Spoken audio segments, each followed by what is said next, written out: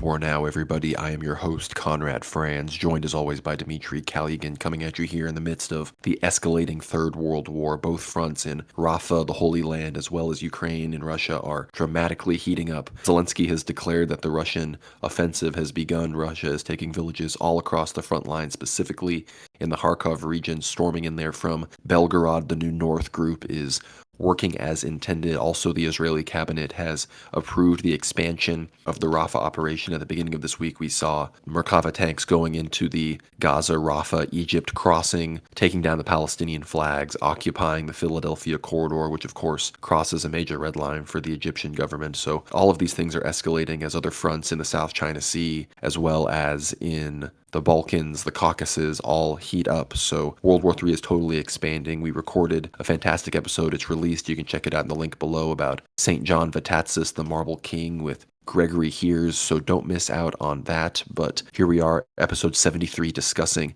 the escalating World War now. Dmitry, how are you doing? Doing good, Conrad. It is the end of the bright week, but we still carry forward this sort of flame of Easter, this inner spiritual sort of well-being, and sort of reading the news, actually, just taking it all in after Victory Day. It was a big surprise, I think, for most of us, except perhaps those who were very hopeful that the Russians would finally push the Ukrainian front lines away from Belgorod, sort of saving the lives of many, many Christians, including those living in, primarily the Bryanskaya, Kurskaya, and the Belgorodskaya Oblast, who were being bombarded by Ukrainian drones, long-range artillery, and even some airstrikes, I think. And, a lot of these strikes were actually hitting civilian targets, I would say the vast majority. So it's very interesting that the Russians have finally begun, in the last 24 hours, their incursion into Ukrainian territories, taking some of these very small villages along the border of Belgorod, between Belgorod and Kharkov. So Kharkov seems to be the main target here, or that's at least what most mainstream media sources are claiming. Kharkov is a large city, almost 1.5 million people in population, very urban, has a lot of apartment buildings, the outskirts, even just taking into account its size, is much larger than cities like Mariupol, or even larger than Kherson. So even taking this into account, it would be one of the largest, I would say, victories of the Russians if they could actually take this particular city and sort of liberate it from Ukraine. Now, we do know Kharkov does have a very strong contingency and a very sort of congruent force of Ukrainian Banderite neo-Nazis. We do know the right sector moved into Kharkov as early as 2014, when Kharkov had some very strong pro-Russian attitudes. And Kharkov in general is like 50% of the city consider themselves like not Ukrainian at all. So generally, the population of Kharkov has always really been Russian in terms of their attitude, and even ethnically, they consider themselves that. So the Ukrainians needed to inject a bit of that Banderite, Western Union type of spirit into it by sending these right-wing, and it's weird even calling them neo-Nazis. These are like Ukrainian extremists, Banderites, pagans, who essentially have spread fear and terror throughout the city for the last 10 years. So if there are any sort of casual people in this big city of Kharkov still holding pro-Russian attitudes, they would be, I think, in the minority or extremely suppressed. 10 years is a very long time. I mean, that's an entire decade. So we're not really looking for any sort of internal uprisings in Kharkov, no sort of people picking up pitchforks or hunting rifles and sort of lining up and assisting the Russians. The Russian soldiers need to do all of the hard work themselves. And so we see the villages of Krasnov, Borisovka, Strelechia, and Pylnaya actually successfully being taken by the Russian troops on their way between Belgorod and Kharkov in the first 10 hours or so. These villages, roughly 50 houses or so per village. So allegedly they've been evacuated. We haven't seen any footage. We haven't seen any footage of civilians in any of these places, but we have seen footage, and we don't recommend watching it, of dead Ukrainian soldiers, Ukrainian positions being completely destroyed, long-range bombardments, as well as Russian troops. Like once Russian artillery and airstrikes actually hit the targets, the Russian troops on the ground along these small sort of country roads, they walk in, they clear the place up, and the operation itself, like these, taking these defensive positions and villages, has been very successful by the Russians. There is more fighting just to the east of Kharkov in this area near the city of Vovchansk. Now, Vovchansk used to be called Volchansk, which relates to Volk, which is a wolf in Russian and in a lot of Slavic languages. So the Ukrainians, of course, always sort of add a bit of Polish flavor into their naming and distort the reality of towns, villages, and even small places like Volchansk, which its population is quite small at the moment. But the Russians are allegedly fighting on Volchansk's borders, just outside of the Belgorodskaya Oblast. Now, Conrad, my thoughts about this. I mean, this is a huge success, I would say, a huge uplifting up of the Russian spirit, especially after the 9th of May, after Easter. It's a great time to sort of begin something of this sort. But notice Russia has not begun a mobilization. There isn't any talk of mass conscription conscription, of drafting of Russian troops to sort of support any large push, deep into Ukraine to take a city like Kiev, but we are maybe talking about Kharkov, at least the city itself. Perhaps Russia does have enough troops. Maybe it can use 50, 60,000 live servicemen, active members of, the military to actually secure a city of that size with 1.5 million people by simply surrounding it tactically and forcing all the Ukrainian insurgents inside the city to actually surrender and come out with their hands up, give up all the weaponry. Because the morale of the Ukrainians is quite low, especially after the fall of Avdiivka, Bakhmut earlier in the years, and the failure of the summer offensive in Zaporozhye in the middle of 2023. Now, of course, one of the major successes of pushing the Ukrainians back away from Belgorod, Bryansk, and Kursk is, of course, the fact that these three oblasts, like the politicians in these oblasts, have been very, very nervous. All three of them have EU, US sanctions on them. So the actual governors themselves are actually sanctioned individuals. Why? They're not even like military, they're just the civic public servants, but yet the EU and the US has personally sanctioned all the governors. So, of course, politically speaking, there's already sort of oppression, at least mentally, happening in these particular places. But also, as we mentioned, the bombardment of civilian targets has been very heavy.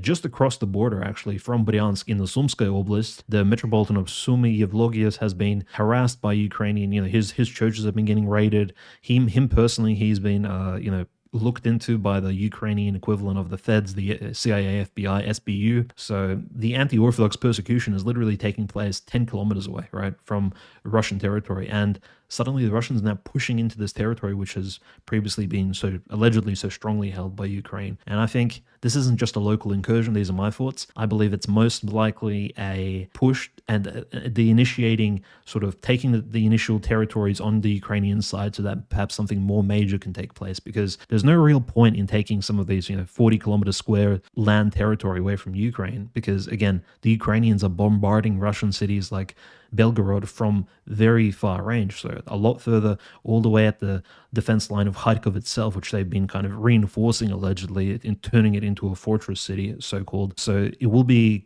a considerable success, I would say, in the last 24 hours, but it's not enough. It's not enough to stop the bombardment of civilians or even military targets within Russia itself, or those oil refinery, these fossil fuel refinery plants located deep in the Kursk Oblast, which Ukraine has been sending long-range drones to sort of disrupt. So for the Russian economy, for the civilian life, even as a military target, the real goal is, of course, Kharkov and those areas surrounding it, which have Ukrainian artillery positioned there, anti-air missiles, which shot down that prisoner plane in January or earlier of this year. Remember, late January, there was a prisoner plane of Ukrainian prisoners actually flying over Belgorodskoy Oblast, and the Ukrainians just shot it down, killing their own POWs, which I think it was 60 or 70 men, as well as the Russian crew. I mean, it was a huge tragedy, I think, in terms of human life, and just done so carelessly and with such cold-blooded nature. And I don't think we'll see similar actions from the Russians here. What we'll see is a very tactful operation by the Russian North Group, which I think is succeeding in its first steps today.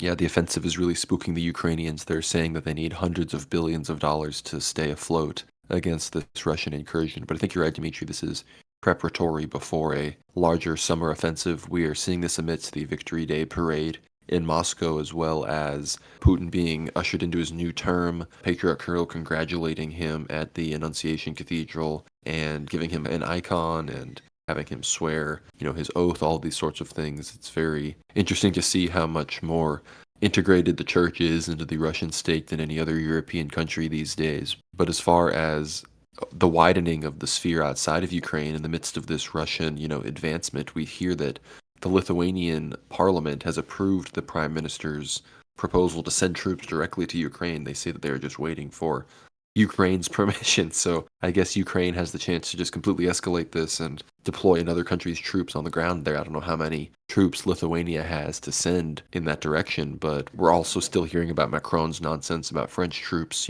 His words to The Economist still are holding. He hasn't revoked them per se. Obviously, the other Western countries kind of slapped him down, but Russia is advancing, I think, under the assumption that no other countries are actually going to put troops in here, that none of the major players that have been supporting the Ukrainian effort for the past 3 years are actually going to put troops on the ground. The United States, the UK, NATO itself, they seem to realize that everybody involved is seeing Ukraine as a failed state. We are still awaiting that May 20th, May 21st date when Zelensky will be considered no longer legitimate. We did see the Russian authorities remove Poroshenko and Zelensky from the wanted list. I'm not sure why you put them on, only to immediately take them off. But obviously, we see Russia advancing in all of these directions, but we also hear about them putting out signs and organizing behind the scenes with, Kherson residents and Zaporozhye residents who are supposedly part of the, pro-Russian underground resistance. This is from TASS. They say members of the partisan detachment Kherson resistance are calculating the residences of routes of Ukrainian military personnel in the city under the control of the Ukrainian armed forces.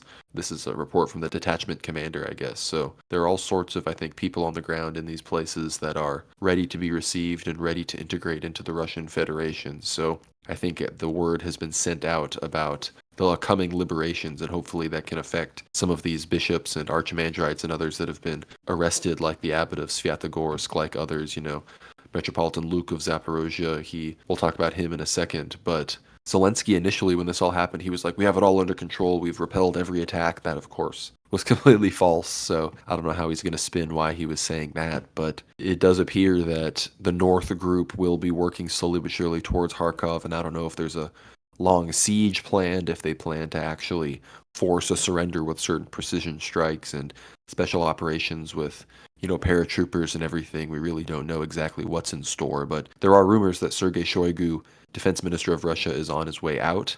There's certain rumors that the current governor of the Tula region, Alexei Dyumin, is a favorite to replace him. I don't know how valid those rumors are, but Dyumin himself is a supporter of another mobilization call to supplement the military, and it has been 12 years since a new Minister of Defense has been chosen. Putin did throw cold water on very quick shakeups to the cabinet. A lot of people thought Lavrov was on his way out. I even heard rumors of that in Russia from pretty high-level people, but he seems to still be in. But I think Shoigu and Lavrov, on a long enough timeline, maybe this year, during some of these operations, they may be replaced by more hardliners, people more perhaps aligned with a more innovative vision of what Putin has for some of these new territories. I'm not exactly sure, but Dmitry, I'm wondering your thoughts on where this is all headed in the summer.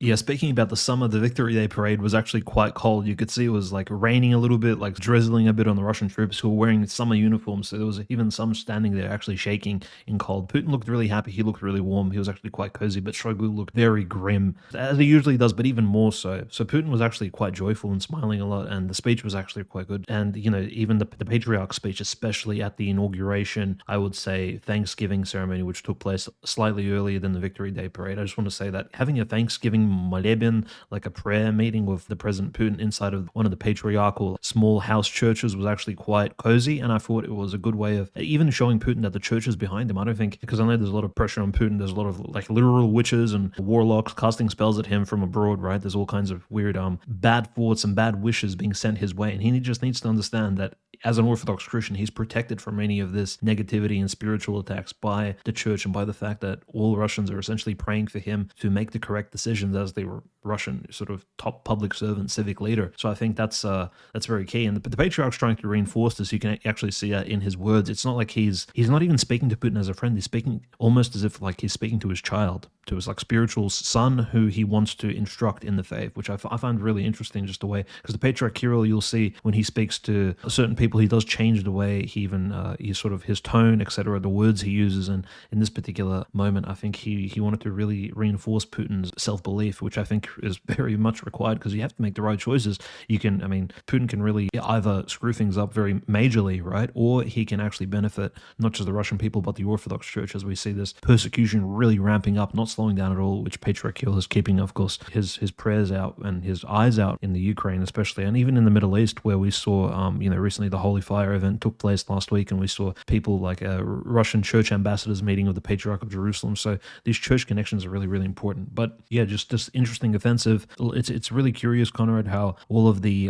local pressure inside of the Russian government. So like of course the arrest of Timur Ivanov, his investigation, people looking into his cottage, right, his holiday house, which is a massive mansion, like literally the size of one of the Tsar's imperial mansions, located in Nizhny Novgorod, I think, on the banks of the Volga, so next to Stalingrad, somewhere there, right? Volgograd, that is. So he's having these massive holiday houses, people looking into it like, okay, how are you buying all this property on just the public servant's salary, even if it's, something like 300,000 American dollars a year? How can you afford such a large mansion in Russia somewhere? And so he's being investigated. Everyone below him as well is being audited. And of course, he's Shoigu's right-hand man. So there's rumors that Shoigu is being removed. I think they've been around for a little while, even, footage going back to the early SMO. Remember the alleged failures of March, April, besides, of course, the taking of Mariupol. But we did see that when the Russian retreat in 2022, and of course, Shoigu's meeting with Putin in his cabinet, where Shoigu was sitting on the far end of the meeting table, literally COVID type isolating away from Putin, 10 meters away from him across the large oak table. I think that was like clear signaling by Putin in a sort of Kim Jong un type fashion that, look, Mr. Shoigu, you are in disfavor with us, at the moment. So we'll see. But Shoigu is not a little fish. Like Jumin, again, he's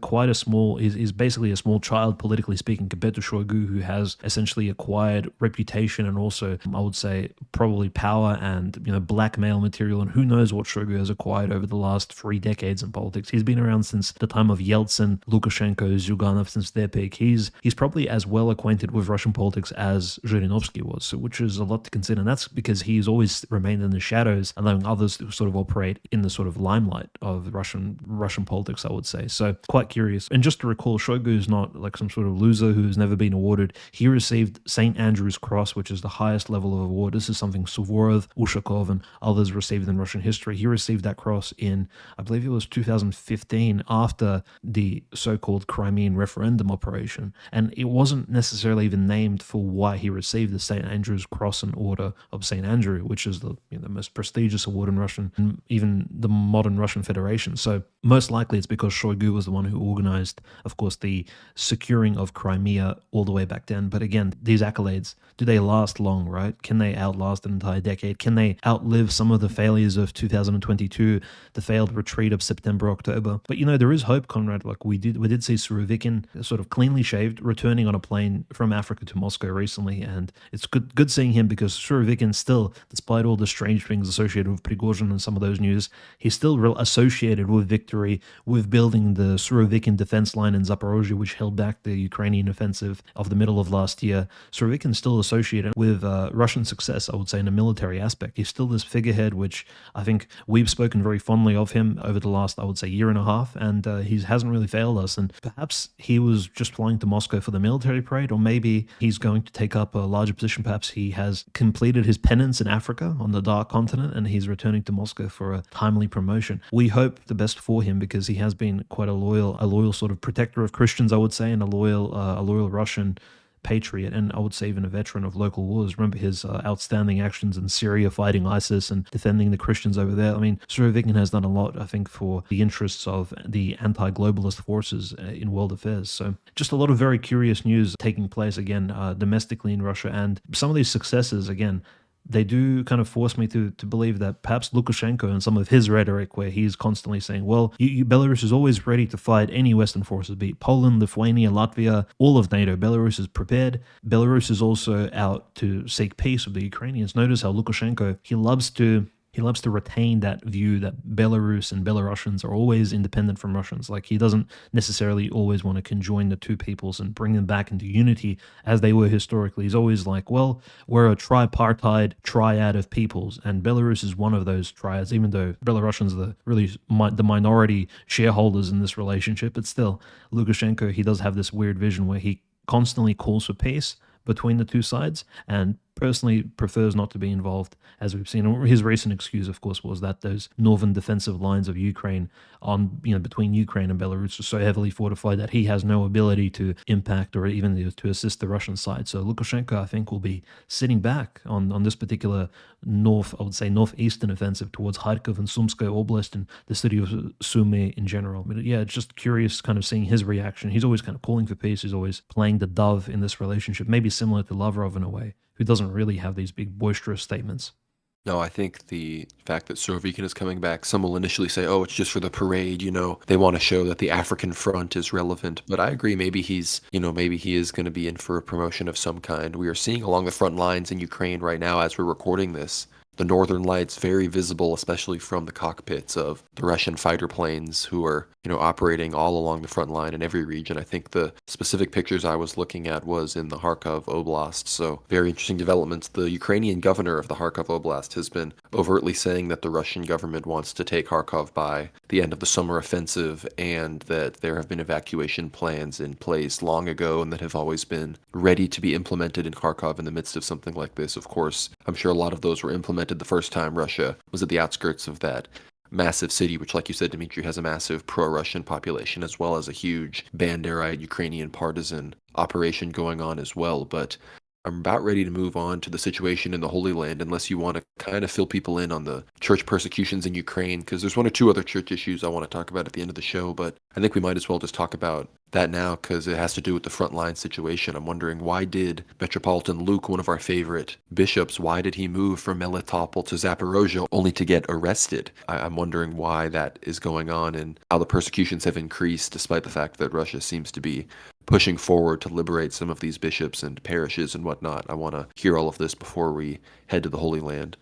It's hard to say. It's hard to get into the mind of such an esteemed and powerful bishop, someone who's in such a position of reputation, being the Metropolitan of Zaporozhye. It's such a key position. It's one of the oblasts which is currently disputed. It's deeply in the SMO zone. His flock is essentially divided between two countries. It's located, of course, just along the 45 or 50% of Zaporozhye is Russian, and the other half is under Ukrainian control. But somewhere around August, September of 2023. Metropolitan Luke very quietly traveled from Melitopol all the way back to Zaporozhye, and maybe to tend to his diocese. In fact, maybe to tend to some of his auxiliary vicar bishops, some of the priests who are under him, and maybe even tend to just diocesan things, which I think he just took care of. And this happened at the end of the Ukrainian failed offensive of 2023. And so, as soon as he moved to Zaporozhye, he was, of course, given a warrant to attend court. He was summoned to court in the city of Zaporozhye, and he has been under investigation. His house was searched a couple of times,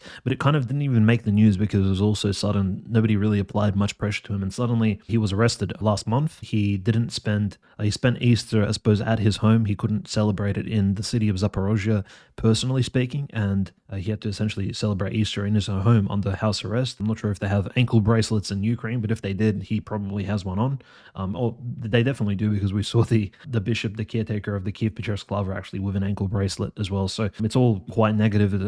The images are, of course, startling. But Bishop Luke, his detainment, his house arrest has been extended until early July of this year. So that's very unfortunate. The Ukrainian government, I think, is very aware of who exactly he is. Not only has he called Zelensky sort of a Khazarian before, but he's also anathematized the entire Ukrainian government after a Ukrainian priest was killed by radicals who just entered into a church, and the police didn't even stop them, and they just killed an Orthodox priest in one of the Ukrainian churches. This, I think, took place at the end of 2022, after which Metropolitan Luke ordered an anathema to the Ukrainian government for its persecution. He was the first bishop actually to anathematize these heathens, these persecutors of Christ. So he's quite a major figure. We spoke about him on our 8th hour episode dedicated to really brave based bishops currently operating in the Orthodox Church. So let's keep our prayers out for Metropolitan Luke, who fortunately is still at his house and not in some prison like Metropolitan Arsenius, or who knows where Archbishop Jonathan is at the moment. But yeah, it's quite negative. Another very curious story from Ukraine, actually, from the Khersonska Oblast. The city of Kherson had an archpriest named Sergei Chertolini, which I believe is either a Georgian or Romanian name. And Archpriest Sergei actually was arrested in late 2022. His arrest was extended again today, actually, in court. He was apparently a very well-known priest, but when the Russians took Kherson in the early SMO operation, he actually left Kherson believing that the Russians were going to do something to him because he was so pro-Ukrainian. So he left Kherson, traveled to the central regions of Ukraine around Kiev, and then the Ukrainians themselves arrested him. So he was like completely crying wolf. The Ukrainians arrested him, and they claimed he was running a pro-Russian journalist organization somewhere on Telegram, and he was promoting pro-Russian views. So this priest, who was part of the canonical church under Metropolitan Onufry and his local bishop of Kherson, who had anti-Russian views, and he was a staunch Ukrainian, he was still arrested, and now he's almost sitting in prison for a year and a half now. So it's just these strange stories. They do kind of paint the picture of how the persecution is taking place. It's very disorganized, but also very slightly methodical in that it doesn't really let up. There's no real pressure, and even Zelensky's demonic presentation on Easter of the green screen, I believe Zelensky probably wasn't even out near the church. The green screen was Zelensky. This year, thankfully, he did wear a white sort of classical Ukrainian traditional shirt, but he did give a presentation, of course, where he said that Ukrainians on Easter should be getting on their knees and praying to God for victory, or something crazy like that, when Orthodox Christians on Easter Sunday do not get on their knees at all, to make any prostration. So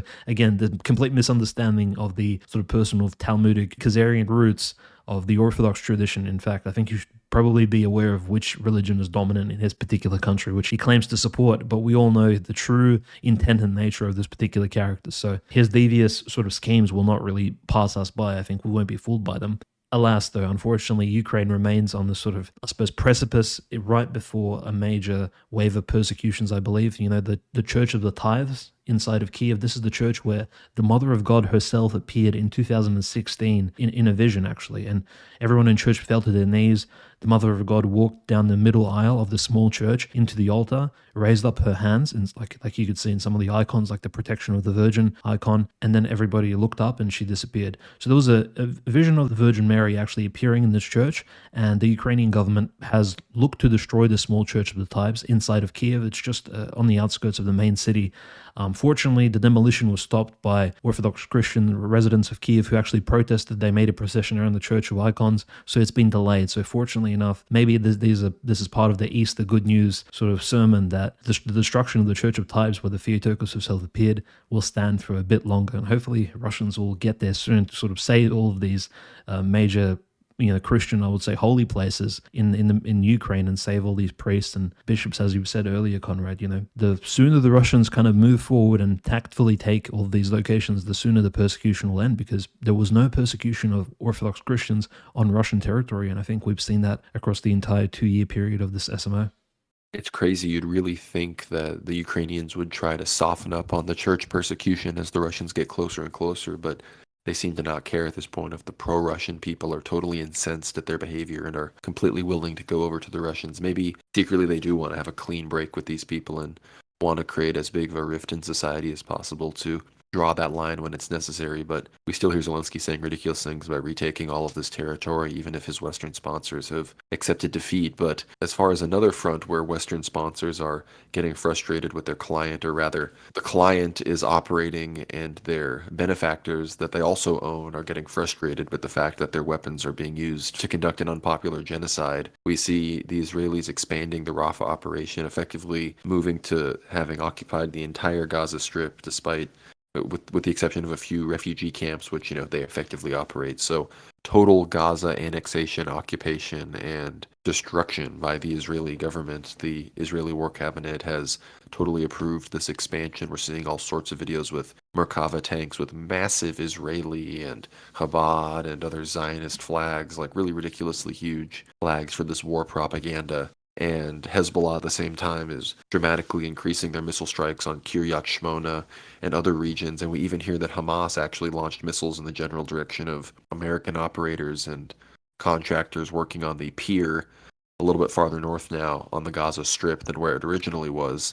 But yeah, the Americans are going forward with that pier, which again, as we discussed on previous episodes, just seems like a total trap to get struck by quote-unquote Hamas missiles or whoever would perhaps do something to get the Americans dragged into a war with, even more American blood has been spilled. This was a direct attack on American soldiers. We could write the propaganda already before it even happens. So all of these externalities are being put into play to drag us into this war with Iran, which again is the Israeli goal. Hezbollah stated that if Hamas and Gaza are about to be brought to their knees, they would dramatically escalate. Iran has said that Rafah is a red line, so have even all the other Muslim countries. So there's no reason Israel could be doing this besides trying to drag America and the West into a war with Iran and their Islamic enemies in the region that are stopping them from creating greater Israel and rebuilding the Third Temple and all of that good stuff. Of course, Egypt is really frustrated with Israel because of the whole Philadelphia corridor operation and everything, but they have shored up their border. They do not want to take in these Palestinians, and there are even Palestinians that have been shot by Egyptian and Israeli soldiers trying to get over some of these areas. So it's a very, very contentious situation going on there. The Biden administration is, or at least was, trying to hold back weapons from the Israelis due to this Rafah invasion, due to them going directly against U.S. advisement and U.S. policy on this, saying that there should not be a Rafah invasion, but they're going through with it anyway.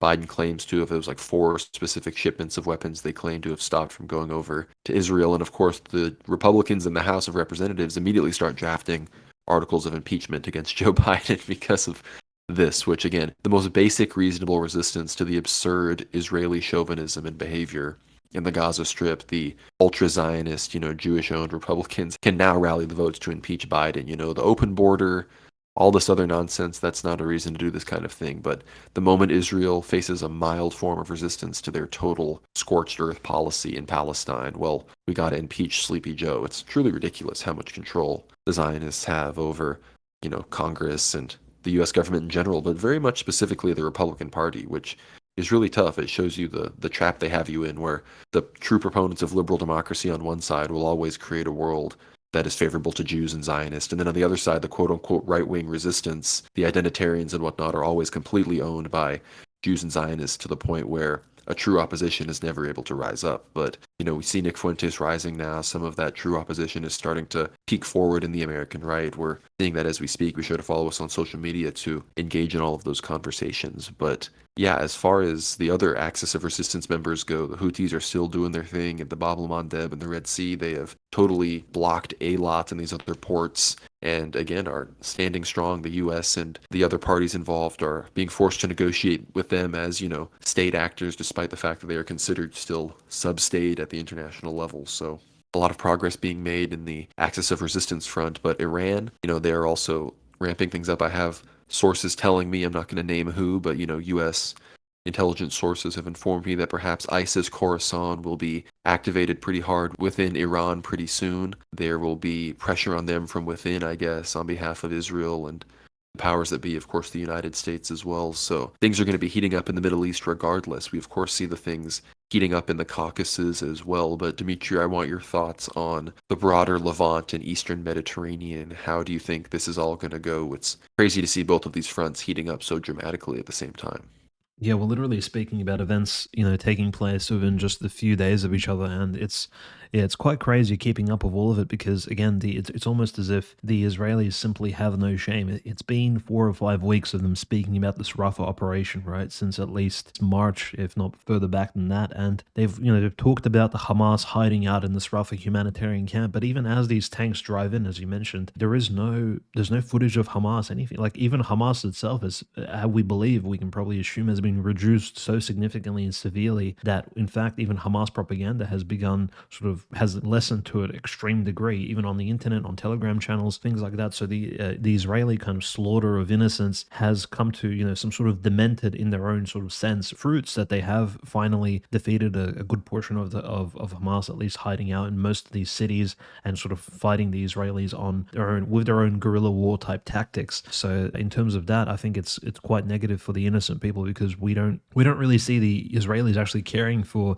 the innocent Palestinian people, whereas Hamas at least has some sort of ethnic and even religious interest in actually looking after the Palestinians in these particular places. But as the Rafah crossing is blocked, as the Kerem Shalom crossing is blocked, the aid, of course, we were hearing of some severe traffic jams, just Israelis not letting any aid into the Rafah area, which of course would cause, give it a few more days, but it would cause severe humanitarian crisis in terms of nutrition. Like there were children already starving in Rafah and in some of those areas which were not getting enough food and water and clean medical products, things like that. The lack of hospital goods, we'll have people dying not just from the select bombardment, which we've seen footage of already across Rafah, these key sort of defensive Hamas positions allegedly, which just appear to be houses to us laypersons on some of these videos. Essentially, it's looking like Israelis are just carrying out terror strikes, right? Similar to what we saw ISIS doing in Syria, sort of bombing houses with like lightweight artillery, things like that. It's looking quite bad, and my heart is sort of gladdened that at least Hezbollah is sticking to their word and actually retaliating now that the Rafah invasion, or the concentrated Rafah invasion, has begun.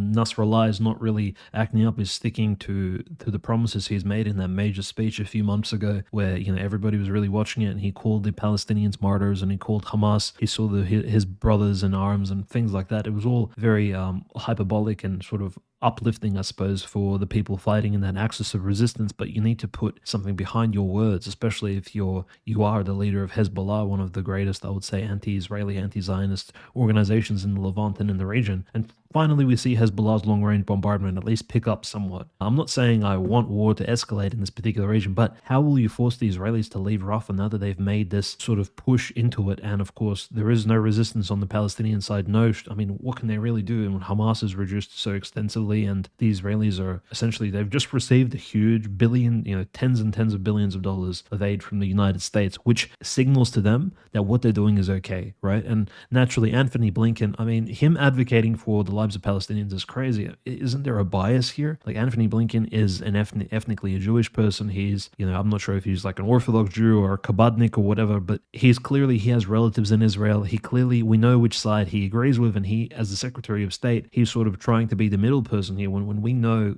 quite clearly which side of the Semitic sort of pendulum he swings on. And it's just quite strange seeing the US sort of pretend to be the peacekeepers, the middle persons, the great police officer of the world in this particular situation when so many people are dying and so many will die from this blockade of aid coming into Gaza from Egypt and other places. I think it's quite severe. And all those bizarre airdrops that the French were doing earlier, remember, on the coast of Gaza, that was just weird signaling at this point, because now that the Israelis are moving in, French planes will stop flying over Israeli territory. You bet, because again, these IDF soldiers, they're quite bloodthirsty, I would say, at this point. They've been hyped up with propaganda. We saw those Zionist Talmudic rituals that they did before going into combat, wrapping the black cubes and the ropes around their hands. It's all, I mean, the slaying of the chickens, things like that. It's crazy, right? This is a religious war. I think we're in that postmodern phase where the wars of the 20th century, especially in the middle 20th century onwards, were kind of painted with this weird secular, civic, atheistic tone. Even the Vietnam War, there wasn't much religion involved there. But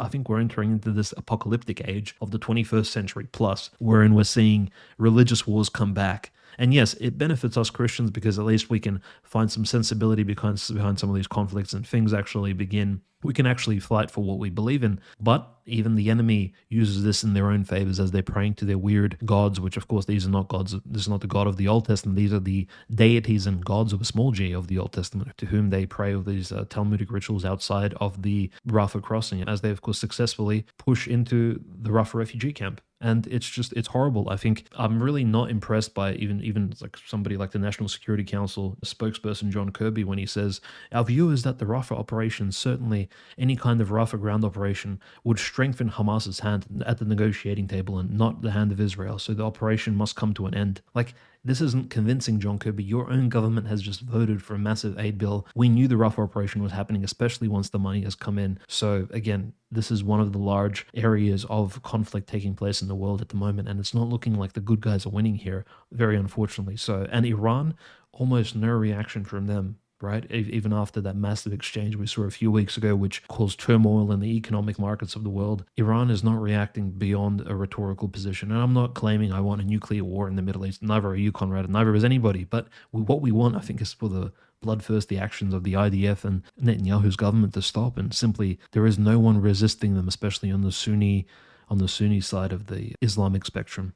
Well, we'll talk about how Turkey's resistance is exactly that, really nothing. So even that front of Sunni resistance is basically fake. But you talked about John Kirby. It's crazy how they can only be against the Rafah operation from the perspective of it harming Israel's ability to negotiate. We can't just be against it because it harms Palestinians just on its face. No, we have to come up with some convoluted reason as to why it's bad for Jews too. So insane. But you mentioned France and, their play in all of this. The Hezbollah representatives that had been involved in negotiations with Israelis and outside powers, they actually rejected apparently a French proposed ceasefire with Israel because France, much like the U.S., is sort of operating on behalf of the Gazans because of their power in the region and ability to deploy naval forces to the Eastern Mediterranean. The French are that for Lebanon because Lebanon was a formerly French-occupied territory and whatnot. So Hezbollah totally rejected, the Macron government's attempt at negotiating there, and not a shocker. They are pretty Jewish over there, so I can't imagine they would be coming up with proposals that would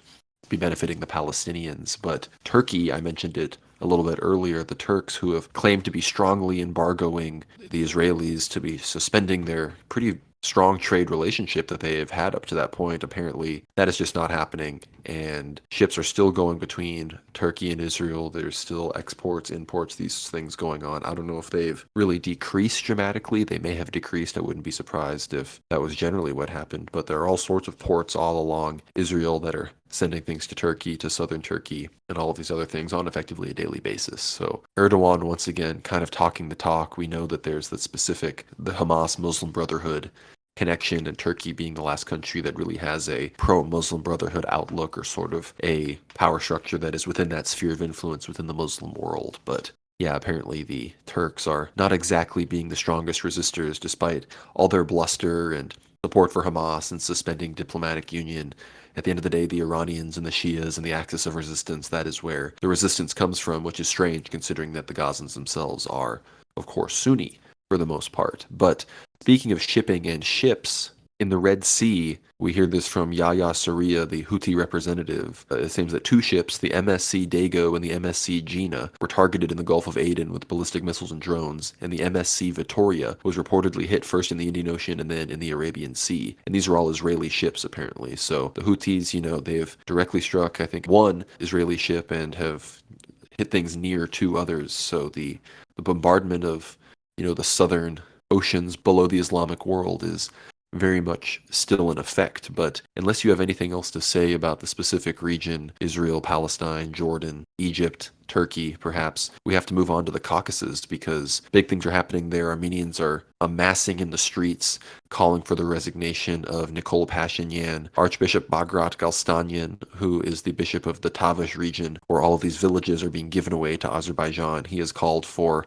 Pashinyan to resign. Pashinyan's goons online and in the streets are coming up with all this Bishop Bagrat Galstanian stuff as well, so he still has his goons, but it does seem that the general Armenian public opinion, which already was against Pashinyan, is boiling over. I'm really surprised that he's been able to stay in power in the midst of all of this. I guess it shows that there's a solid amount of corruption going on in Armenia, which is no surprise for a former Soviet state in that regard. But, we see Turkey waffling on its commitments to stand against Israel while pressuring Armenia to give all of these territories over to Azerbaijan, which really shows you where they really stand. If Turkey was actually against Israel, they would have immediately told their little brother Azerbaijan to stop trading energy with them, stop giving them all this cheap energy from the Caspian, all of these other things, giving them weapons, exchanging weapons, taking weapons from them, being this linchpin against the Iranians for the Israelis. But Turkey doesn't care about that. Turkey cares about the Turkosphere and expanding that world, and they will happily allow Israel and Azerbaijan to have a thriving relationship as they team up with Azerbaijan to destroy Christian Armenia. But we are seeing the disdain of the Armenians at this prospect as they continue to shrink. Their country is tiny. It's really ridiculous that there's already the Nakhchivan exclave. They're trying to get the Zangezur corridor, and now they're taking all of these towns in the Tavush region. At a certain level, the Armenians are going to have to drag this Pashinyan guy out into the streets and eventually give him, I don't know, like the Ceausescu treatment or something, because it's getting ridiculous. Of course, this week Pashinyan did meet with Putin. I don't know what him and Putin talk about ever since he basically broke up the CSTO and I think left it. So I don't know how those conversations really go, but they agreed on the withdrawal of Russian peacekeepers from the region. So at this point, I think he's gone all in with Macron. But Dimitri, I'm wondering your thoughts on this Caucasus fiasco. Yeah, how weird is it?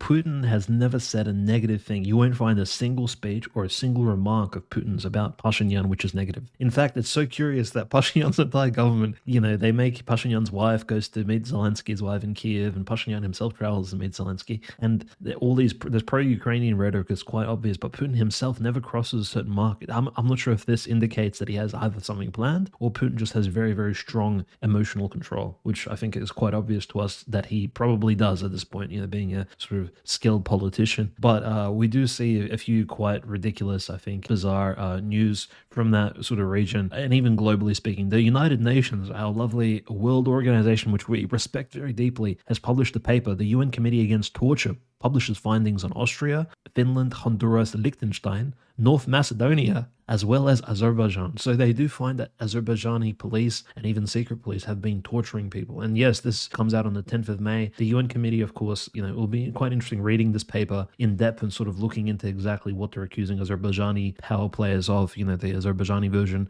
of the KGB, which essentially used to be the KGB, but just transitioned. Now, most likely they're, looking into Armenian and, essentially, can you imagine Azerbaijan takes Armenian territories? Then, of course, just like in Ukraine, since 2014, they go from house to house. They can investigate which Armenian anti-Azerbaijani people have been posting stuff online. Like, this is the new way of doing things. It's essentially a police state, right? Or at least using elements of police state totalitarian regimes, which they've, sort of carried on, which is part of their heritage, of course, because they are sort of political civic descendants of the USSR. So that's very unfortunate that there are traces of torture happening in Azerbaijan and on Armenian territories controlled by Azerbaijan at the moment. Very curious. But again, we don't trust the UN committee too much because remember early 2024 when the Ukraine has already admitted defeat in the summer offensive, and there was these huge statistics coming out of Ukrainians dying in the offensive, Ukrainian men. The United Nations committee releases a paper on the tragedy of Ukrainian women. So it's the Gynocratic World Order releases, of course, this big paper on like how Ukrainian women are suffering from the SMO. It's like, are you serious? Didn't like 100, if not 200,000 Ukrainian men just perish while yes, some Ukrainian women were, conscripted, some volunteered, and certainly some probably died, and as well as, civilian casualties. These are all impactful elements, which we don't, of course, discard. But the Ukrainian men are the ones suffering. They cannot leave the country legally at all. They are essentially entrapped. They're forced to serve in a labor camp run by a Khazarian overlord. And yet the United Nations, anyways, but we already know we've come to these conclusions about the UN for a while now. So I think what's curious is that, again, these international NGOs, the UN being sort of like the chief big multi sort of not really like a state-run organization, I think they always impact politics inside of a certain country. They try to turn certain nations even against their own governments. Like we see, I think the best example would be the NGOs currently operating in Georgia. Kind of essentially, it's almost as if George Soros himself kind of has come out of his, not sure, his like Dracula chamber where he sleeps, and has proclaimed that this Georgian anti-foreign agent bill is the main target, because we do see every liberal group, every NGO, every sort of anyone associated with the US, with the Europeanization of Georgia, this massively decade-long project which they've been pushing, essentially trying to take Georgia away from its sort of, I suppose, being in the Russian sphere, being related to Orthodox, taking away from that direction and forcing it down another path of development, a more liberal one, a more US, EU, NATO-centric path, which we've seen implemented in countries like Romania, Greece, and of course they tried that in the Balkans too, but the powerful Serbian people are resisting, but they're trying that with Georgia today, and the foreign agent bill, of course, has been very impactful in terms of actually pointing towards, well, foreign agents, they don't necessarily need to be Russian in some of these countries, they can be Western as well. And let's just have a country which doesn't have foreign agents from any country operating, right? Let's have a completely blank slate, free from any soft power influence. I think this is what the Georgian people want, as a sort of independent, almost 2,000-year-old people, I would say. And some Georgians claim they go all the way back into the BC pre-Christ era. So let's not discount that completely. So I think it's quite positive. So these revolts, right? These revolts, riots, George Floyd type uprisings taking place, being orchestrated by the liberals in order to, I guess, protest this law coming into effect. I think, Conrad, what we're seeing is essentially the making of this potential colored revolution, which I think we spoke about earlier this year and even last year. There was always traces of that. Like, when will Georgia transition fully into either like a based right-wing country, right, which we hope that it would one day, similar to what Dodik and Vucic potentially are building in the Balkans, as well as this North Macedonian party, which we'll speak about in a bit, but also, when will Georgia actually become the new Ukraine, which is what, of course, the EU powers and NATO and the United States plays, and even France, which is essentially France's very strong relationship with Georgia at the moment, economically and military-wise, and of course, I think Macron and his Freemason leaders, that's where they want Georgia to go. So I think it's very curious, and the foreign agent bill, I think, is a very neutral legal proposition, and the fact that the Georgian libs are exposing themselves, opposing it so vehemently, really shows that perhaps it's something that really does need to pass, and perhaps it does need to become law in Georgia if the degenerates are opposing it so vehemently. Well, the EU and the powers that be in the West are using their status, saying Georgia can't be a EU candidate if they go through with this bill. So removing the carrot, threatening the stick, and the stick being these color revolution protests. This is from Rybar in English. According to the information, the Georgian authorities are preparing for large-scale protests in the coming days. Various public organizations are calling on people to take part in the largest rally since the beginning of the unrest on May 11th. The Georgian State Security Service stated that groups funded from abroad will try to provoke incidents during the rallies, and Georgian volunteers who participated in battles for the AFU will be involved in this, the AFU being the Armed Forces of Ukraine. We have no doubt that there will be attempts at deliberate provocations following the patterns of color revolutions. However, it is more likely that Not Georgian mercenaries, but Ukrainian citizens, of whom there are no fewer in Georgia than Russians, will participate in this. Tell them that the new bill is an initiative of the Kremlin, and they will go on strike for the sake of Western values without any payments, and paid professionals will control this process and lead them in the right direction. However, even with this scenario, the so-called opposition does not have any prospects. Most Georgians are satisfied with the current situation, in which they are earning huge money on the presence of Russians in trade with Russia. And to lose this in favor of obscure handouts in the form of EU candidate status is not a very pleasant idea. Even the current authorities already understand this perfectly, which is why they push through the adoption of this law. And of course, we know that the Georgian Dream Party is generally supported by the Georgian Orthodox Church, who is the closest thing to a quote-unquote pro-Russian civil society organization because of the fact that they're still in communion with the Russian Orthodox Church, and clerics and bishops still travel between each other's countries and interact with each other. So in many ways, Georgia, we're witnessing in front of our very eyes the way that even in political terms, Georgia can be protected from outside degeneracy because of the prominence of the church in its country. But it's so funny that all this is happening in Georgia and the Georgians are standing strong. The state of Kentucky, a little bit close to the state of Georgia in the United States, we have Representative Thomas Massie, the only Republican in Congress who actually takes a solid stance against Israel. We did have 21 Republicans vote against the Israel aid, including my own representative, Chip Roy. So thank you, Representative. But Thomas Massie actually takes a stance against AIPAC and came out saying that AIPAC needs to register with FARA, which is the American Foreign Agents Registration Act, which is in many ways very similar to the act that Georgia is proposing over there in the Caucasus. But it's very controversial to say that AIPAC needs to register as FARA because some people will claim that even saying that is claiming that all Jews, even if they're Americans and if they're not citizens of Israel, you're claiming they're all potential citizens of Israel, which, I mean, all Jews are. If you're a genetic ethnic Jew, you can go become a citizen of Israel. It's, birthright. That's a whole thing. But Massie, he's just very much against the fact that AIPAC basically owns every congressman, and he notices it, and they're paying hundreds of thousands, even millions of dollars at this point to get this one congressman in Kentucky out of office. They're supporting his primary candidate. They're going to support the Democrat that's going to run against him, all of these sorts of things. So be sure to support Thomas Massie. He's one of the strongest candidates in Congress, stands against the Israel lobby. So support him. But it's crazy that, FARA in America, in many ways, I think the Jews are against it here too, if they're against it in Georgia, because all these Israeli entities are under scrutiny because of the fact that FARA exists. But yeah, the Caucasus is a very tense region, and we know that the Caucasus are only going to become more and more relevant as the prophecies move forward and as the inevitable clash between Russians and Turks comes into being. But you mentioned the situation in the Balkans, Dimitri. I would love to hear your thoughts on these Macedonian elections. I know most people probably don't pay attention to North Macedonian politics, but they just had some elections, and it appears that the quote-unquote pro-Russian party won. I'm wondering your thoughts on this development, Dimitri.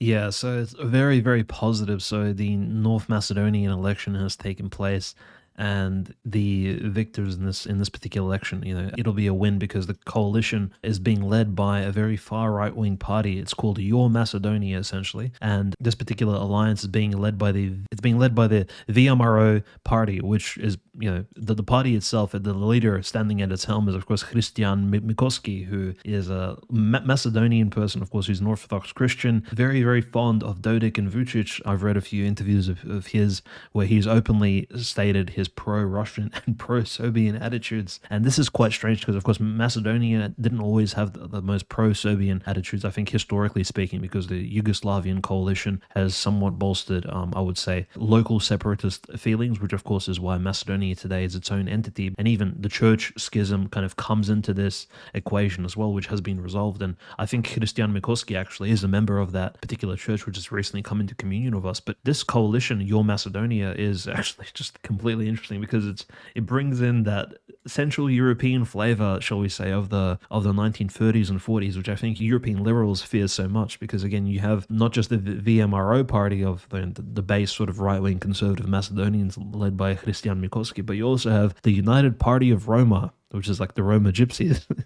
You have the Movement for National Unity of Turks in Macedonia. You have the Democratic Party of Serbs. You have the Socialist Party and the Serbian Progressive Party and the Bosniak Democratic Party. These are all very socialist, and of course the Union of Tito's Left Forces. So we have very socialistic, pro-Yugoslavian flavored parties, which of course join into this massive coalition with VMRO at its helm. And of course, their victory in this recent election kind of paints a sort of direction for North Macedonia, perhaps to enter into this, I would say, this new, not even Yugoslavian, but the sort of united Orthodox angle which is being created in the Balkans here. A resistance and perhaps one of the first independent entities that we'll see appear on the post EU, the post European Union map of Europe, right? Because these are, of course, Central European territories. They're not Asian at all. These are, I mean, Serbs, Macedonians, Bosniaks. These are, of course, all naturally European people. These are lands which Diocletian used to visit, Constantine the Great. These are lands where Justinian came from,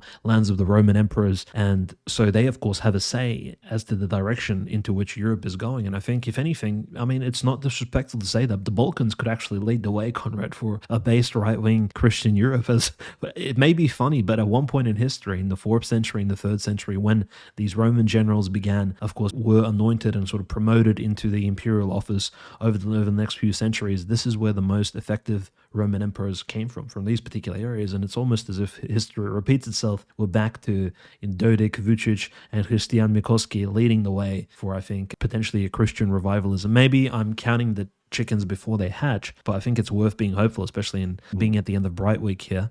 So kind of looking forward, it is a positive development, especially the pro-Russian attitudes, because having pro-Russian attitudes in Europe at the moment is not a safe thing, especially for one's political career. It's almost as if it's almost living in, say, the pre-Obama era and claiming you're pro-Taliban, or claiming you're pro-Saddam Hussein or something, or that it's completely unattractive, I would say, from a liberal perspective. So these people, by claiming that they're pro-Putin, by claiming that they're pro-Dodik, they're almost painting themselves into a corner, and there's no coming back from it. Like, their political career will be over if their parties lose the next few elections. So I like this concept of going all in this massive game of political Texas Hold'em in Europe here, of like the right-wing coalition, what they're going for. Completely supportive of it. I totally agree. I was talking to our good friend GSP. He himself is North Macedonian.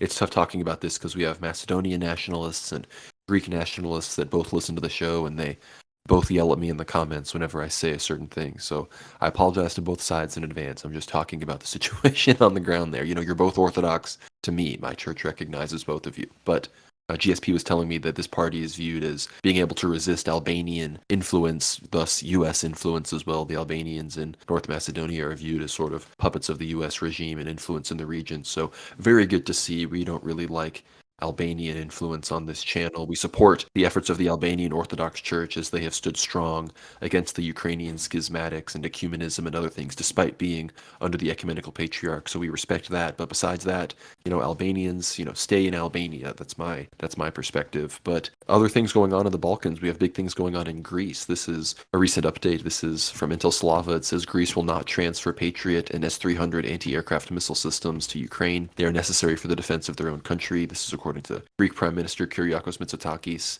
And at the same time in Greece, we saw what was an anti-Israeli riot. Apparently a Israeli football club soccer club, I'm American, I can't be saying football. They came to Athens and there was a big pro-Palestine rally outside. And then apparently later on, I don't know if it was directly connected with the, sports situation, but there were people searching for Israeli tourists, going door to door to these hotels looking for Israelis, which is quite the interesting development. I don't know how many of these people were Greek or if these were other Levantine people in the region that happened to be in Athens. Athens, of course, a very multicultural city, but we did know that the Israelis violently pulled out and threw out and assaulted that Greek diplomat who was present at the descent of the Holy Fire. So there's no reason to think that Greeks wouldn't also be fed up. Of course, there's strong support for Palestine in Greece as well. A recent, I believe, participant in the Eurovision Song Contest from Greece, pretended to fall asleep to make fun of the Israeli performer while she was talking. So there's strong pro-Palestine sentiment in Greece. I believe Greece also has the highest percentage of any country in Europe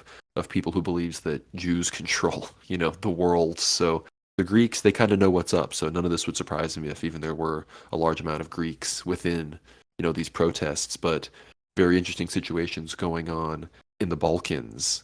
There's also the situation in Hungary, before we start talking about Asia, where Orban is meeting with China. They signed a sort of cooperation agreement. I don't know exactly all of the details on that. I believe Hungary is going to be an integral part of the Belt and Road Initiative, much like Serbia, North Macedonia. I was in Montenegro, and there's a lot of Chinese-built infrastructure, of course, in Croatia. They have their huge bridge project, despite the fact that they were just brought into the EU, was financed and built entirely by China. So China is really boosting a lot of these places regarding infrastructure as well. And Hungary, they're able to stand with Russia against Ukraine. They're able to stand with China. It appears that the American system and the EU system is just spread too thin to be properly enforcing, the law of the land, as it were, across all of these fronts, whether it's, Hungary's shift towards multipolarity, or now the fronts both in Ukraine and in Rafah and in Africa as Russia advances there. Of course, there's a situation in Venezuela as Maduro continues to threaten Essequibo, and Taiwan continues to be threatened by Russia as well. I'm going to talk about some situations in the South China Sea, as well as intelligence linking Chinese Taiwan operations with the Russian military now. But do you have any thoughts on the situation in Greece, Dimitri, or do you also want to and are ready to pivot to Asia? Yeah, I think before we pivot to Asia, just real quick, because we did speak about the fact that the Patriot missile systems, recall this is the one thing, it's not even the F-16 planes that the US is not going to, give to Ukraine. It's also the Patriot missile systems. So these are the land-to-air missiles, which of course are so effective at taking out these modern-day bombers and air fighters of, most, I would say, really developed countries. And these Patriot systems were not only denied to Ukraine and countries like Greece, but also denied to Turkey, which is the second largest military in NATO, and still they were denied some of this technology. So Turkey began developing its own Patriot slash S-400 slash S-300 system, which is called the Siper. And of course, the Siper system is still in development. So Turkey at the moment is still using its S-300 systems. And this future war, right? Let's just break it down. This future war between Greece and Turkey, when it does take place, it'll be mainly because the two countries are so close. The flights, the bombardment flights between both countries will be a key determinant in who actually wins the war. It's similar to how the previous wars between Israel and Egypt took place, and of course the planes of both countries, whoever got up into the air first, whoever had air dominance would win. So of course, when Greece claims that it won't be giving any S-300 systems to Ukraine, we have to look a little bit deeper as well. I think a lot of our listeners will already take that into consideration. Who's Greece speaking about when it talks about self-defense? It's mentioning Turkey. It knows that Turkey is developing its own anti-air systems. Greece does not have the technology, does not have the military-industrial complex to develop anything like the S-400s or Siper missile systems or Patriots, but it does have to retain what it does have, which is the Soviet-grade S-300s. At least they can shoot down these modern bombers, modern planes, and defend itself from Turkey when the time inevitably, unfortunately, does come for Greece to actually face off against its historical nemesis in the Eastern Mediterranean. So I think that's the messaging that Greece is sending. Even Mitsotakis, the Prime Minister of Greece, I think of all his bad moves over the recent years in terms of domestic policy and foreign policy and the weird choices he's made, I think this is the one correct thing his cabinet has done in terms of securing the future of Greece. And sort of the way this relates to Asia, of course, is that the bases, the positioning of the defensive structures and systems is also being played out in the South China Sea. We see China very, very concerned. Just as Greece is concerned about Turkey, China is concerned about some of the various U.S. bases and potential threats coming out from countries such as the Philippines, South Korea, Japan, which is why the Chinese naval operations have been so active in these areas. So the recent occurrence in the Philippines and the South China Sea was actually quite curious. We saw a Chinese battleship actually interfere in the operations of a Filipino Coast Guard civilian vessel, which was carrying supplies to a very small Filipino base located on the Second Thomas Shoal, which is this small reef area which has a grounded US World War II ship going back to the Second World War. And this particular shoal base, apparently the Filipinos are building the Filipino government, and we all know who's behind the Philippines, we'll speak about that in a sec, are building a naval base on this particular reef area, and the Chinese know about this. And so when the Filipinos are sending these civilian ships, these Coast Guard vessels, etc., to resupply it, the Chinese are viewing this as the Filipino Navy building up its strength in disputed waters. So of course China sent this massive Coast Guard vessel with water hoses and began spraying this small Filipino vessel. Allegedly, there were personal injuries. There was injuries to equipment. A lot of the supplies actually fell overboard because the hoses are so powerful. They're almost like, these are essentially weapons. You can say non-lethal, but if that hose hits you really strongly, like I would say in the body, and you get knocked overboard, you might as well get. A shark may eat you or something. So I think the Chinese really know this, and it's also a sign of disrespect. It's almost as if the Chinese ship. In the clip,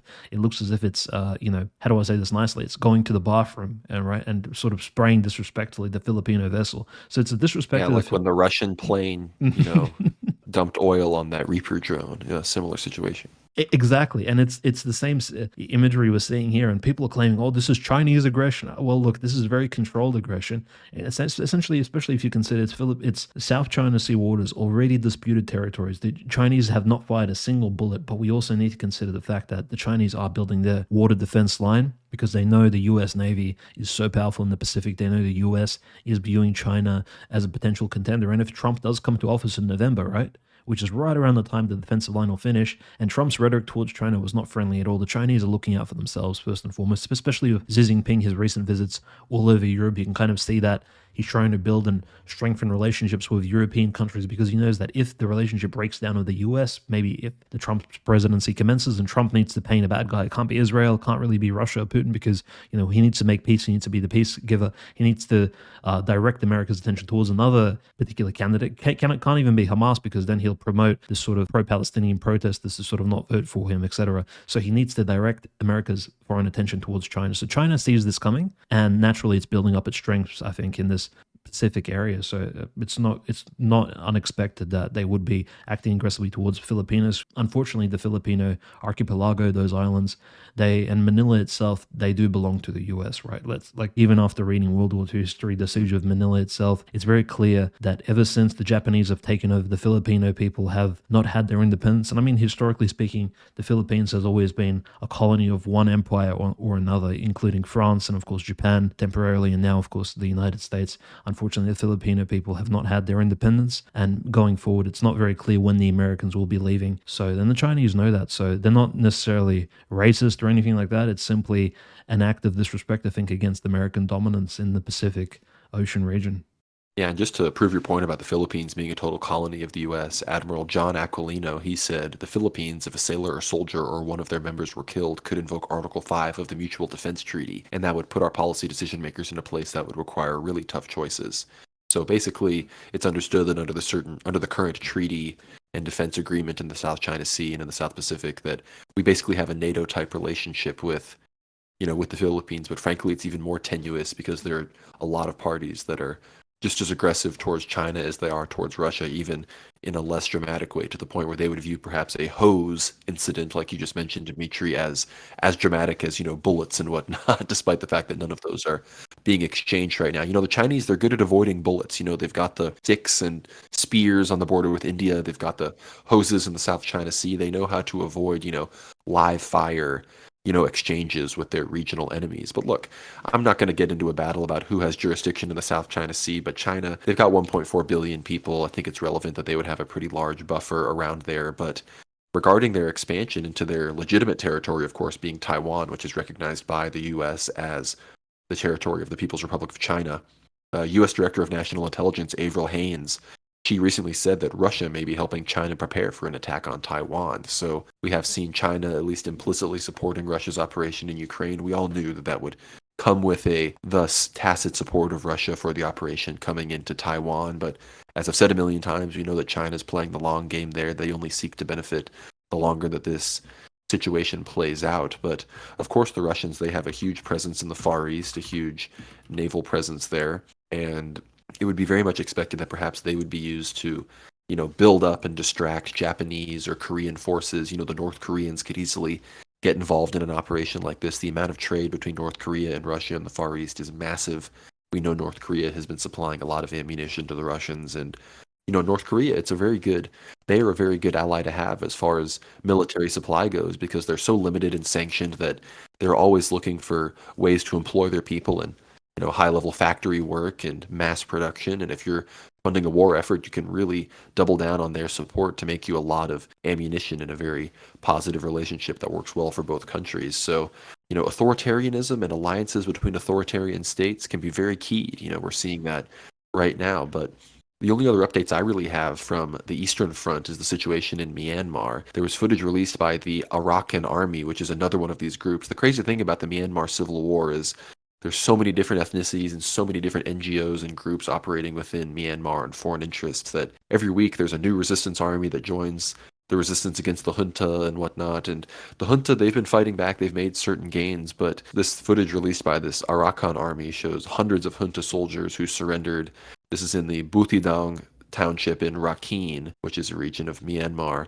And these are, it shows hundreds of soldiers marching barefoot, malnourished. This is, some almost World War II Vietnam level, march through the jungle type footage. So it shows you that despite it literally never being in the news, we are already bringing you in-depth stuff about the fronts that are in the news, like Ukraine and Israel. We're also talking about some of these hidden fronts and wars going on. As Metropolitan Neophytos said, they're not saying this is the Third World War yet, but it really is. And the fact that there's extremely high-level insurgencies and, high death toll battles going across an entire nation of Myanmar, which has 60+ million people, it shows you that it really is the Third World War that we're living through. But unless you have anything else to say about the Far East, Dimitri, I was going to talk about this deaconess situation in Africa. We saw Bishop Neophytos, who is on the Alexandrian Synod. He himself is an African, a black man, completely not Greek. He responded to all of the online fiasco and bluster and talk about the horrible female deacon situation in the, metropolis of Zimbabwe. We talked about that in the previous episode. And his Facebook post says, "When the bishops are silent, they're at work. In our era of new media, blogs, websites, Twitter, and Facebook, critics can quickly and easily make unsubstantiated or less than substantiated claims when perceived threats to faith, culture, history, and doctrine hit the public square. Since the," he says in quotes, "ordination of the female deaconess by the Metropolitan of Zimbabwe, many questions have been raised and directed to me from within and without. I'm sure my brother bishops of our patriarchate are also experiencing the same. The most popularly asked question is, why is the patriarchate silent? And my answer to you today is, in a very humble way, when the patriarchate is silent, the bishops are at work.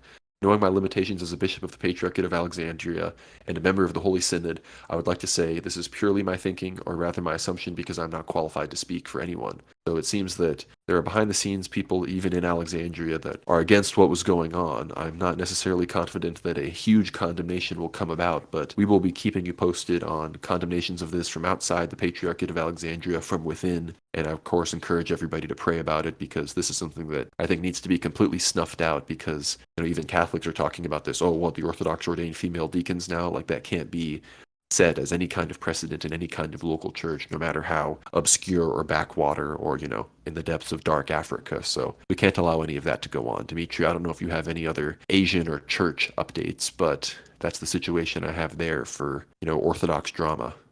Yeah, I have a very interesting update, actually, somewhat related to, I suppose, the Orthodox Church, but also Africa. There was a very famous Russian Orthodox journalist, and I'd say Orthodox, despite the fact that his father is probably the most famous Russian Muslim philosopher, Gaidar Jamal, a good friend of Alexander Dugin's, used to go quite far back with him, who passed away recently. But his son, Orhan Jamal, even though his name somewhat sounds Islamic, he is, of course, he's an Orthodox Christian. He was a choir master and a very popular war journalist who died in the Central African Republic under very, very mysterious circumstances. Allegedly, he was investigating Wagner's activities in the Central African Republic in 2018, and he was killed alongside two other Russian military journalists. This guy was incredibly brave. He was in Tripoli in August 2011 during the revolution against Gaddafi. He was documenting the Chechen wars. He was 51 years of age when he passed away, so since his 20s, he's been working in wartime journalism. He probably would have been involved today in the SMO if he was, of course, alive. And he was also involved in the Georgian war, documenting it very closely, moving along with the Russian troops. But Arhan Jamal's death, actually, Arhan Jamal was very outspoken in terms of his support for groups such as the Taliban before it was popular, right? Today, everybody's pro-Taliban, but he wrote a very interesting article praising the Taliban in 2018. Just before he died, posted it on his personal blog, and then it was retweeted by a very popular journalist today, actually a pro-Palestinian Russian journalist, Nadezhda Kivorkova, reposted the pro-Taliban article in her Telegram in 2018, so that's 6 years ago, and today, Nadezhda Kivorkova, just after Easter, was arrested by Russian authorities for allegedly assisting in terrorism, and sort of not even assisting, but promoting terrorism by publishing this article 6 years ago. Very, very strange, almost as if it's like a personal Strelkov type. Oh, Strelkov posted something 2.5 years ago on social media in Telegram. We should get him. Of course, Nadezhda Kivorkova, she's the former wife of Maxim Shevchenko. He has like a million subscribers on YouTube. He's a big sort of right-wing socialist YouTube politician in Russia today. He was a member of the Russian Communist Party as well. So his former wife, this lady, she's very interesting because not only is she's an Orthodox Christian, Christian herself, but she's very pro minority in terms of she goes to all these various places around the world, like Gaza, like Palestine, during times of upheaval. She's like a humanitarian journalist. And so she goes to places where people suffer and she documents that and she tries to promote support for them. So she actually had two really good Russian documentaries about Gaza, even pre October 7th, going back to the early 2000s. So quite curious that she's now sitting in Russian prison being investigated for terrorism for pro Taliban statements, which she made 6 years ago, despite the fact that figures like Lavrov have openly spoken about increasing ties with Taliban, because the Taliban is still a terrorist organization in Russia. So it's weird. And I'm not saying she's like a right wing Orthodox journalist. She's, from what we are, at least nominally Orthodox. And but her journalistic actions, she's probably one of the most popular female journalists in Russia today in terms of like bravery and traveling and things like that around the world. So it's just strange that journalism is still being suppressed, that people are being prosecuted in such actions, and it's not quite safe to even post your opinion online. Like even, I mean, wartime journalists today, Conrad, you've probably picked it up, especially this news around Kharkov. It's you have to be sure exactly what you post, especially if you're on the Russian side, because yes, while the Russian state is not persecuting Orthodox Christianity, the journalist profession is perhaps the most dangerous one, and maybe it should be. Maybe people should be very aware of what they post, because journalism is essentially brought down the Russian Empire to a large extent, caused all this damage and spreading of misinformation and things like that about Rasputin, about the Tsar, about the First World War, and all kinds of other weird stuff. So it's just quite curious how that's developing. And unfortunately, the other really bad news, I would say, church related and somewhat related to world affairs, I think, in the grand scheme of things in this World War Now universe, is the fact that Igor Strelkov, the good news we covered 2 weeks ago, has been stifled and stunted by the fact that the Russian, allegedly he's still being kept in prison. That agreement he came to has not transpired yet. Perhaps they're still filling out paperwork. The Russian bureaucrats are working busily behind the scenes, but it does seem like he still has not been released. So officially, Strelkov is still at least sitting in prison on the outskirts of Moscow somewhere, unfortunately. So those are the news. So it will be interesting to see if Nadezhda Kevorkova, her sort of sentence and her promotion of terrorism was justified at any point. Because, myself, Conrad especially, has conducted journalism himself, and he's met with military journalists in Russia, and it's a very growing profession. It's good to sort of promote it and to promote, I suppose, orthodoxy in it, because we do want to cover news from an Orthodox perspective. I think it's quite a powerful messaging that the world requires in 2024 and onwards. So just some curious news, I think, from this bright week, despite the fact that, it isn't really the biggest story of the day. I think it's worth mentioning. Yeah, we've basically covered all the bases as far as I'm concerned. Nick Fuentes was on InfoWars this week. We're really seeing a sieging of the marketplace of ideas, as it were. Candace Owens coming out, I said, in support of Thomas Massie. We referenced him before, against AIPAC, saying all sorts of things against the influence of Jewish power on conservative politics in the United States. We, of course, had Nick Fuentes having some really, really powerful Twitter spaces and whatnot. He openly, was about to hit 300,000 followers on Twitter, basically on the platform of disenfranchising basically, Jewish people in America from, holding office. You had one of these obnoxious Krasenstein brothers, ask Nick about what his vision was for America first, and he explained this to him, and he's like, see, he wants to take away our rights. He's like, no, we just want to make sure that Christians are in power in America. So we're seeing a dramatic shift in political science. I think the fact that he is basically tolerated by all sorts of mainstream conservatives, Lauren Chen, Candace Owens, is basically signaling that she's with him, besides doing everything basically besides saying his name and being with him in a photograph. She's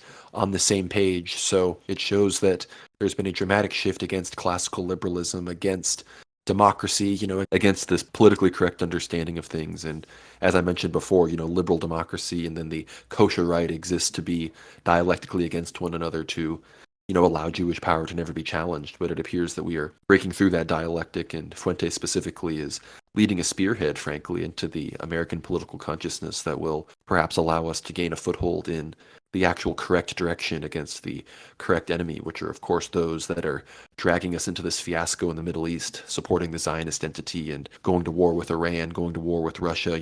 Those both have the same root, Pale of Settlement, Nakba 1948, all of these things. So it's all connected. But unless you have anything else to say, Dimitri, I'm about ready to land this plane. I was very pleased with our episode on St. John Vatatzis with Gregory this week. Yes, really amazing episode. Everybody should go check it out. But I think, generally speaking, besides, since you mentioned liberalism, since you mentioned sort of this Pale of settlement type people promoted culture, I think the greatest example of that during this week was, of course, the Azov Battalion Banderite neo-Nazi funeral, which took place in one of the Ukrainian cities. And the funeral, of course, the unfortunate person who passed, probably an Azov Battalion warrior, was lying there in the coffin, and he was covered in McDonald's Happy Meal boxes and Legos. So I think, and of course, the priests standing over him, the 3 or 4 priests were from some schismatic Ukrainian cult, not ordained, just essentially laypersons, LARPing dressed investments. So I think that's a snapshot of what's happening in a lot of places around the world, especially that's what liberalism will bring you. It'll bring you an unfortunate, accidental, perhaps death. Your loved ones will carry Legos, McDonald's, and all these various other Zog type promoted consumer products to your particular casket coffin instead of icons, crosses, things which will perhaps assist in your spiritual journey through the toll houses. In fact, no, you'll be left there alone, and these unordained lay people will pray over you dressed as priests in this big charade, this masquerade of clowns, and in this massive circus show, which has been promoted by the globalists for decades, if not centuries now at this point. So I think that's a good snapshot of where to finish, especially to show you this is what our enemy wants to do with not only Ukrainian, but Russian people, and probably anybody who has any sort of Christian heritage or who's interested in probably inquiring into Christianity. They want you dead, disrespected, and they want your soul to, of course, be doomed. But in this, ending of Bright Week, Conrad, I think it's good to finish on a positive note. And generally speaking, I think the successes in Russia and in Ukraine at the moment has, I think, been quite a positive strike on this week's news board, I think. So I'm quite glad that we didn't have any horrible news, I think, coming out. Well, I'm seeing some pretty horrible videos out of Rafah. Unfortunately, we're still seeing a lot of children suffering. The videos are increasing again, more and more deceased people, because this is where everybody's at, so there's not really any place for these people to hide. But as far as good news, of course, we're happy to see what's happening in Russia, and of course we are very excited about our episode with Gregory Hears about St. John Baptist. Again, that's linked below. We want to hear your comments both on this video and on that. People on Substack and YouTube, leave more comments. We want to hear what you have to say, especially Substack. We want to have at least 5 to 10 comments on every video, so make sure that happens. Go back and look and let us know your favorite parts of each episode and talk to us. We love to respond, so engage. We love to hear about it. But yeah, the St. John Baptist episode will be linked below. We are very excited about that. worldwarnow.co. Get behind the paywall there, get your email on the list so you get every episode in your inbox before it's anywhere else. Of course, worldwarnow.substack.com also works as a link. World War Now YouTube, that's obviously where all the videos go. Leave a comment there, subscribe, like the videos, send the videos around. If you really don't think people will listen on Substack, you can send them the YouTube link as well. There's places for everybody to listen. We're on Spotify, we're on Apple Podcasts, we're on a bunch of other podcast platforms I've never even heard of. Substack allows us to be all over the place, so it's great. Be sure to follow us on X, World War Now _. Follow me on X at GnomeRad. Follow Dimitri at OCanonist. You can follow us on Telegram, World War Now Telly. We're about to hit 3,000 subscribers there, so be sure to get on that. That's our kind of 24/7 news feed, but the Twitters are growing fast as well, so follow us everywhere. We really have a full brand thing going on, and we really appreciate the support. So yeah, get behind the paywall again for that interview with Gregory Hears. It's almost 2 hours long, the full episode, so it's some really great stuff, and getting behind the paywall helps us, do the free show every week as well. So thank you all so much for the support. Dimitri, I'll let you send us off. Thank you guys for watching, and we wish you all a great weekend. Carry that spirit of Easter through, all the way to Pentecost, I would say, and even beyond that. Try to hold on to it for as long as possible. And thank you, Conrad, for a great show. And of course, we pray for all those persecuted in Ukraine, in the Holy Land, and all those experiencing the darkest times of humanity, I would say, in the 21st century, some of the most tumultuous moments. And thank you guys for listening to the show, and thank you for your support. God bless y'all.